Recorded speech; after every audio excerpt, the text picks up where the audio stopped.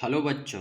इससे पहले वाले लेक्चर में हमने ज्योमेट्री के कोण तक पढ़ चुके थे, जिसमें हमने बहुत सारे कोणों के बारे में पढ़ा कि कोण को किस तरीके से लिखा जाता है।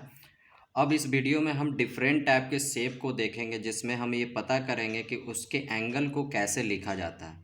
क्योंकि बच्चों को दिक्कत आती है कि एंगल जो हम लोग लिखते हैं वो कब जो होगा पूरे नाम का इस्तेमाल करेंगे और कब जो होगा उसमें तीन नाम का इस्तेमाल करेंगे। मेरे कहने का मतलब ये है कि जैसे इस फिगर में देखिए, यहाँ पर आप गौर करिए कि ये जो एंगल बने ये ट्रायंगल है। इस ट्रायंगल में तीन एंगल है।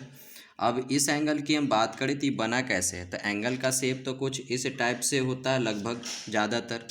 तो यहाँ पर देखिए ये दो साइड इस तरीके से मिला है और जहाँ पर मिलता है वो उसका वर्टेक्स कहलाता है, वहीं पर तो एंगल बनता है। तो अगर आपसे पूछे कि ये कौन सा एंगल है तो हम इसको डायरेक्टली ए लिख सकते हैं, ठीक है। लेकिन कभी कभी क्या होता है, ये तो डायरेक्टली ए लिख लिए सही बात है, लेकिन अगर हम इसको चाहें तो हम इस तरीके से भी लिख सकते हैं, क्योंकि ये दो यहाँ पर दो साइड है और ये इसका वर्टेक्स है। तो जहाँ पे वर्टेक्स रहता है वहीं पे तो कोण का निर्माण होता है। तो यहाँ पर हम क्या करेंगे, बी ए सी भी लिख सकते हैं, ठीक है। बी ए सी, या हम इसी चीज़ को सी ए बी भी लिख सकते हैं।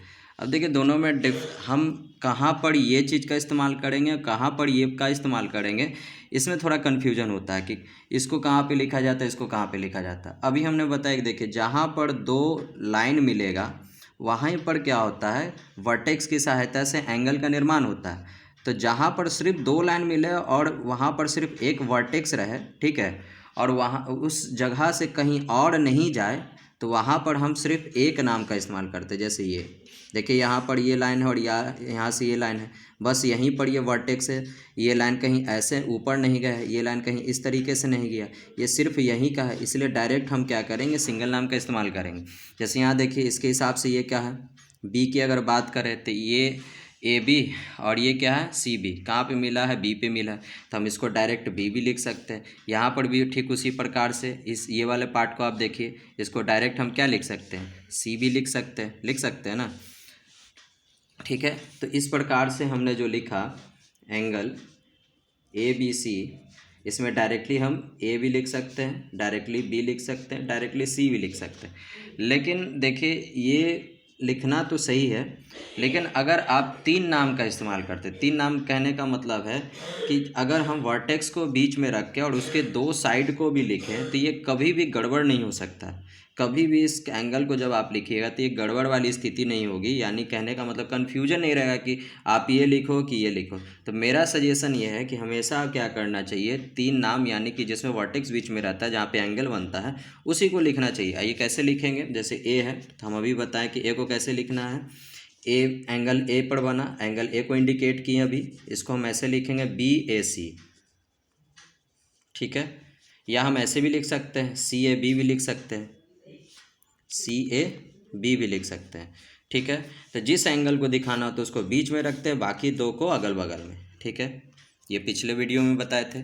ठीक उसी प्रकार से अगर बी लिखना है तो सामने वाला छिपा दीजिए, आपको दिखा होगा क्या दिख रहा है, ये देखिए बी है, बी पर बना, इसको बीच में रखिए और दो जो बचे ए और सी उसको अगल बगल में, ये एंगल बी बन गया।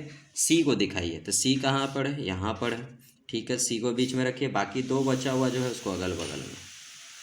तो इस प्रकार से हम इसका एंगल को लिख सकते थे, ये ट्रायंगल में हो गया। अब यहाँ पर से देखिए क्वाड्रिलेटरल में कैसे लिखेंगे, ये आपका क्वाड्रिलेटरल दिख रहा होगा, ठीक है। इस क्वाड्रिलेटरल में देखिए यहाँ पर वर्टेक्स है, ये कैसे लाइन से बना, ऐसे और ऐसे लाइन से बना, यानी डी ए बी या बी ए डी बना है। तो इस चीज़ को हम थोड़ा सा यहाँ पर दिखाते हैं,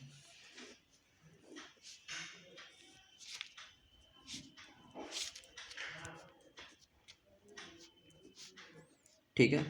अब जैसे कि इसको हम डायरेक्टली ऐसे भी लिख सकते हैं। क्यों लिख सकते हैं, क्योंकि यहाँ पर सिर्फ जो लाइन दो मीट किए हैं वो सिर्फ एक वर्टेक्स पर है और ये इस वर्टेक्स के बाद ये लाइन कहीं और गया नहीं है। तो हम सिंपली ये सिंगल नेम का इस्तेमाल कर सकते हैं, या हम इसको चाहें तो ट्रिपल नेम का इस्तेमाल करेंगे। तो ट्रिपल नेम का इस्तेमाल करेंगे तो कैसे लिखेंगे, जैसे ए है तो ए कैसे बना है, यहाँ पर देखिए ए के सामने वाला छिपा दीजिए, ठीक है। ए के सामने वाला छिपा दिए तो मेरा क्या दिखा, ये ए दिखा। तो जिस पर बनता है उसको बीच में रखते हैं, बीच में क्या करेंगे, रख देंगे, और जो बचा हुआ है अगल बगल में लिखेंगे, हो गया। अर्थात ये एंगल कौन सा बना, BAD, या इसको DAB भी बोल सकते हैं, ठीक है। बी भी देख लेते हैं, बी को कैसे हम लिखेंगे, इसके सामने वाला छिपा दीजिए। ये क्वाड्रिलेटरल में ऐसा करेंगे, जिस एंगल को लिखना होता है उसके सामने वाले को छिपाते हैं और उसकी सहायता से जो शेप ऐसा बनता है उसको लिखते हैं, ठीक है। तो यहाँ पर क्या है, बी बना, बी बीच में रखिए, जो दो बचा हुआ अगल बगल में लिखिए, सिंपल है। ठीक उसी प्रकार से सी भी हो जाएगा, सी है, सी को बीच में रखिए, बाकी जो दो बचा हुआ है अगल बगल लिखिए, ठीक है। और डी है, डी के सामने वाला छिपाइए, ठीक है, डी को बीच में रखिए, बाकी जो दो बचा हुआ उसको अगल बगल में लिखिए। तो इस प्रकार से हम ट्रिपल नेम का इस्तेमाल करते हुए किसी एंगल को लिख सकते हैं। एक लास्ट यहाँ पर है, देखिए ये ACD है, कितना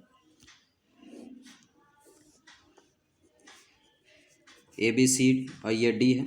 अब यहाँ पर थोड़ा दिक्कत हो जाती है कि क्या ये जो मेरा, जैसे ए तो ठीक है, हम एक नाम से लिख लेंगे क्योंकि यहाँ पर ऐसे गया और एक वर्टेक्स पे बना और ये कहीं पर और गया नहीं, इधर उधर नहीं भागा, ठीक है। तो इसको डायरेक्ट ए लिख सकते हैं, इसको डायरेक्ट हम बी लिख सकते हैं। लेकिन दिक्कत यहाँ पे है सी पे, क्या हम सी को डायरेक्ट सी लिख सकते हैं, बोलेंगे नहीं। यहाँ पर सी के दो हिस्से, एक इधर हिस्सा है, एक इधर हिस्सा है। तो वैसे केस में हमें तीन नाम का ही इस्तेमाल करना होगा कि किधर साइड वाले हिस्से में जाकर ये एंगल बना है। तो देखिए ये यहाँ पर एक साइड इधर है, एक साइड इधर है, तो इधर साइड वाला को आप कैसे लिखिएगा, हम दिखा रहे इधर साइड, तो इसके सामने कौन पड़ गया, ये वाला लाइन, इसको छिपा दीजिए। छिपा दीजिएगा तो आपको क्या दिखेगा, एंगल ACB, ठीक है। यहाँ पे सी पे बना, सी बीच में, बाकी दो अगल बगल में। ठीक उसी प्रकार से यहाँ पर देखिए ये वाला हिस्सा है सी के सामने, इसके सामने तो कुछ है ही नहीं, तो ये आपको साफ साफ दिख रहा है कि सी बीच में है, सी बीच में लिखिए, और दो जो इसके बचे हुए भाग है उसको अगल बगल में, ठीक है। तो बाकी आप उसी तरीके से इसको भी लिख सकते हैं, इसको भी लिख सकते हैं, इसको भी लिख सकते हैं, इसको भी लिख सकते हैं।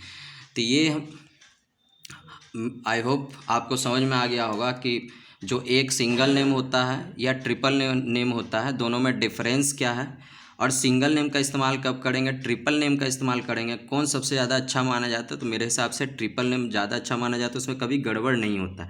सिंगल नेम में थोड़ा कन्फ्यूजन इसलिए रहता है क्योंकि कभी कभी ये इस तरीके का सिचुएशन आ जाता है जिसमें दो साइड, दो तरफ होते हैं, तो बच्चे क्या करते हैं, डायरेक्ट सी लिख लेते हैं, वो गलत है। यहाँ पर जिधर साइड होगा उधर ही तरफ के एंगल को लिखना होता है। लिखने का तरीका हमने बता चुका है, जिसको लिखना है उसको बीच में रखना, बाकी उसके सामने वाला को छिपाकर जो बचे हुए वर्टेक्स होते हैं उसको अगल बगल में लिख देते हैं, ठीक है। तो आपके लिए एक होमवर्क छोड़ रहे हैं, ये फिगर, ये फिगर, ये फिगर और ये फिगर को आप बना कर देखिएगा जिस तरीके से हमने बनाया है तीन नाम का इस्तेमाल करते हुए, ठीक है। Thank you.